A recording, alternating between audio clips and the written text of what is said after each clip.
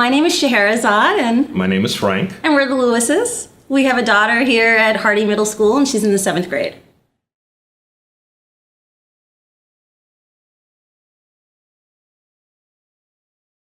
Well, the reason why I feel this is a high quality school is because of the teachers and the administration. The minute that we came, our daughter felt at home here. As parents, we felt at home here. Coming from New York as well, DC is pretty new to us. So the school and the administration really integrated us well.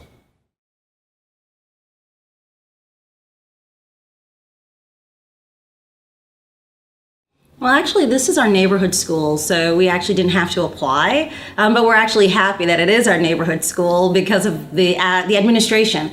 The principal here, Principal Pride, she was actually at our other school, the elementary school, Stoddard, and we fell in love with her. We thought that her style was fantastic, and when she ended up coming here to be the principal here at Hardy, we knew that this was going to be the place to be, so we were happy.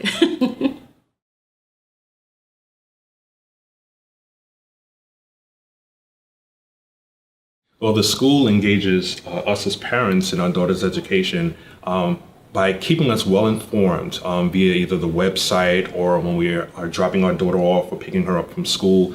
They're constantly interacting with us, asking us, is there anything we need? Plus knowing that we're from New York City. So they actually made us really feel welcome at Hardy Middle School.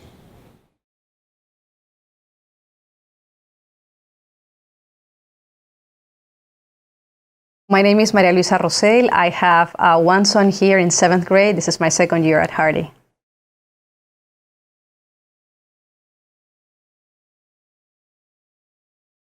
I do feel this is a high quality school, and I know because my son really enjoys the enrichment programs that this school offers, from Chinese to Italian to STEM classes, robotics, all of the things that other schools might have, but not in the proportion that actually Hardy Middle School offers.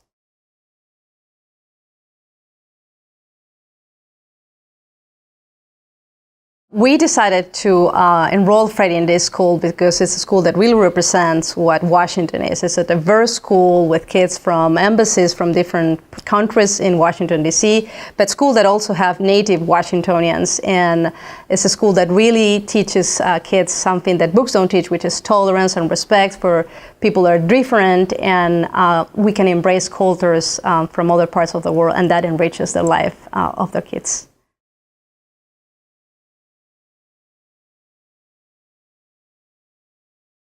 Hardy Opportunity offers us to be very engaged in the school. It has a very strong PTO, a parent-teacher organization, that offers the possibility to be involved in non-academic activities and in other activities. And this is a way to provide resources that DCPS won't provide, but we parents can provide with our time, with our resources, one way or another.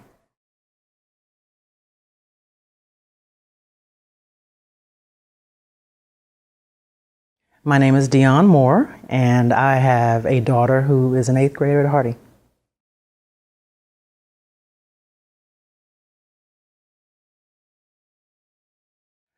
Hardy is definitely a high-quality school. My daughter is engaged in so many different activities. I believe that the interaction of the teachers with the students has really engaged her interest in learning. And I believe that because of that, the atmosphere here is conducive to learning.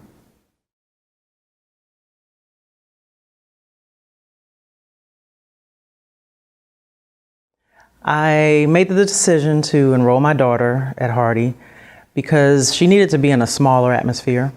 Her neighborhood school was a bit large. I thought she would get swallowed up in it. But this is more nurturing and more engaging. And so I thought that she would have a better experience here, and she has had a great experience here.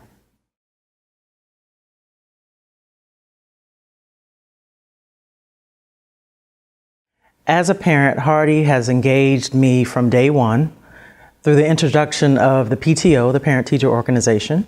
I've been a part of the PTO since 6th grade, and now I'm the president of the PTO. Go figure. And so that is one of the initial engagements as a parent here. Also, the teachers are very good at communicating your child's progress, when there are needs, when there are issues, and when there aren't. Classroom assignments, activities that are going on through the in-grade system, which is an electronic system. You can communicate with the teachers. And so that is one of the ways as a parent that they engage me. And I think that's very, very important. And it's been effective.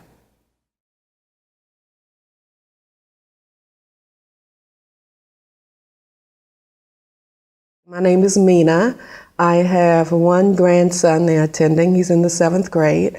I have a granddaughter who attended. She graduated in June of this year, and now she's going to Wilson.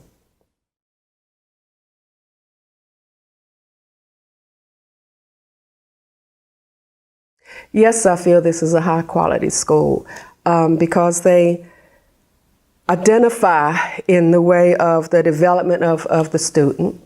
The teachers emphasize in the role of nurturing. They emphasize in the role of emotional development, personal skills. So with that, it makes it a very wonderful school to be at, number one. My 2 grandchildren, one is hearing impaired. She has loss of hearing. And one of the reasons that I came to this school is because I heard that the American Sign Language teacher was one of the better teachers, Ms. Dorothy Smith. And the special education coordinator, Ms. Christine Gross, put the 2 of them together, and they just make it easy for a child who may be hearing impaired. She has loss of hearing, and it's called progressive loss of hearing because she could lose her hearing totally and become totally deaf in the next couple of years or what have you. At this school, they started out in 6th grade, she came in, she was apprehensive, I guess I could say, and then they taught her in the 7th grade how to sign, okay, which was number 1. They worked consistently with her. And then the teachers at the school and the entire school body, the students, they wanted to learn signing as well. So that is one of the main reasons. The 7th grader, my grandson there who's in the 7th grade, he really didn't want to come to school.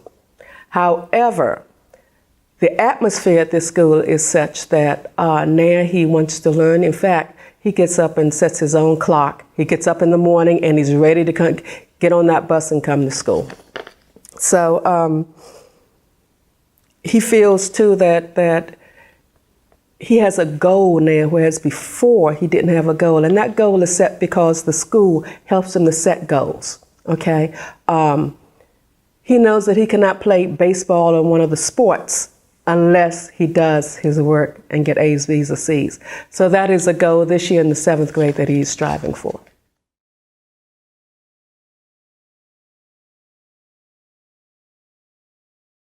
I decided to enroll the grandchildren in this school, as I said earlier, because I know that the American Sign Language department with Mrs. Smith and Mrs. Gross is one of the better schools.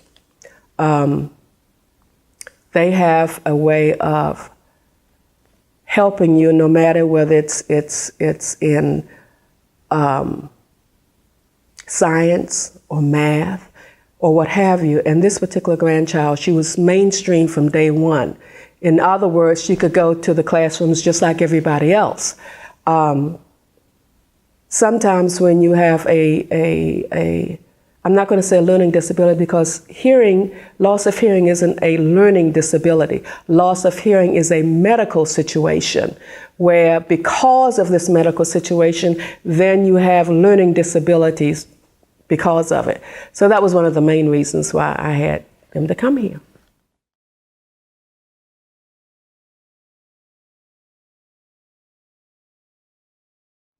How does the school engage me as a grandparent in my grandchildren's education? Lots of ways. I could go on and on and on. But we're going to start first with their planner. The children have a planner, just like in old school where you open up your book and you have to write everything down. They have a planner where they have to put their homework. They have to write down their homework assignment, they go home or a project or whatever, and the parent or grandparent have to initial off on it that they've done it. That's number one engagement. Number two, the teachers have a way of, you can go on email at any time and email a teacher, and the teacher always, I've never had, the 3 years that my oldest grandchild was here, I've never had a teacher not to email me back. Okay, that's number two. They have something here called, which I'm quite sure other schools do too, First in Math, where the student has to go online and do this program called First in Math. Well, sometimes they don't want to do it. I mean, they're children. They don't want to do it, but they are given a timeline. They have to do it, say, if it was a holiday weekend, by 11 o'clock Sunday night, it had to be completed. Now, sometimes they may have just said, okay, Grandma, it's 6 o'clock, I got to finish.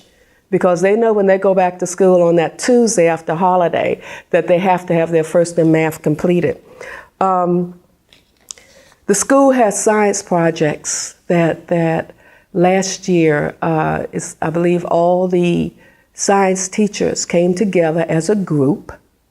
And at the end of the projects, they invited the parents either to participate or to come and watch as the students went from classroom to classroom as a team. They each had their own separate teams as a team, showing their project off to win whatever it was that they had to win. The PTA conference, oh my gosh, I could talk on and on about the PTA conference. Prior to last year, the PTA conference was basically like every other school, okay? But last year they did something a little bit different. They allowed you to go online and pick a time that you wanted to meet with the teachers. Then the teacher, the student, the teachers, the student, and yourself would be in one classroom. All the teachers would be there, your science teacher, your math teacher, your phys ed teacher, all of them. And it brought forth more of a team effort as opposed to going from one classroom to the next classroom. So for instance, if your history teacher says that you're not doing well in history, well, right there you have the English teacher. It could be that the child may have a reading problem, a reading situation. And now the history teacher and the English teacher can get together as a team with the parents sitting there to help. I really like that idea that they came up with. And then they have the after-school program. So it really gets the parent really involved. The after-school program goes from 3:15 to 4:15. If your child needs to stay and have homework help or classroom help, they're there to help them. And last year, I think year before last too, they had the Georgetown University students to come over to help as well. So that's very engaging.